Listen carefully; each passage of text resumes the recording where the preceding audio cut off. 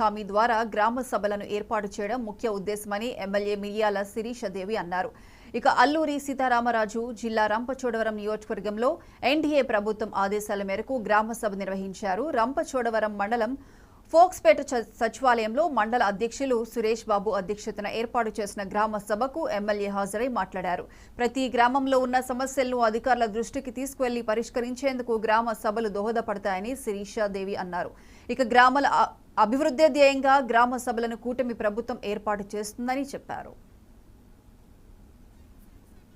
పంచాయతీకి నిధులే లేవు, ఆ వచ్చిన నిధులు కూడా దొంగిలించబడ్డాయి. ఎటువంటి డెవలప్మెంట్ అనేది లేదు. కానీ మొట్టమొదటిసారిగా ఒకే రోజు 13,326 పంచాయతీలకి గ్రామ సభ నిర్వహించడం అనేది నిజంగా చాలా గర్వపడినటువంటి విషయమే.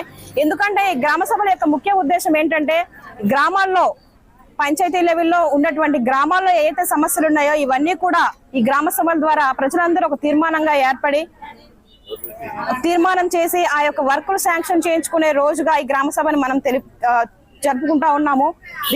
ఈ రోజు నేను మొట్టమొదటిసారిగా గ్రామ సభకు అటెండ్ అయిన తర్వాత గ్రామంలో ఉన్న చాలా రకాల సమస్యలు అంటే వీధి లైట్లు అని కానీ వీధి రోడ్లు, లేకపోతే డ్రైనేజ్ సమస్యలు, లేకపోతే కందకాల తవ్వకాలు, లేకపోతే ఉపాధి హామీ పథకం ద్వారా ఏదైతే లబ్ధులు ఉన్నాయి ఇవన్నీ సమస్యలన్నీ కూడా ప్రజలు చాలా వినతులు అనేది ఈ రోజు ఈ గ్రామ సభకి చాలా మంది ఇవ్వడం జరిగింది. అదేవిధంగా నాకు కూడా తెలియజేయడం జరిగింది. నేను ఒకటే ప్రజలకు తెలియజేయాలనుకుంటా ఉన్నాను.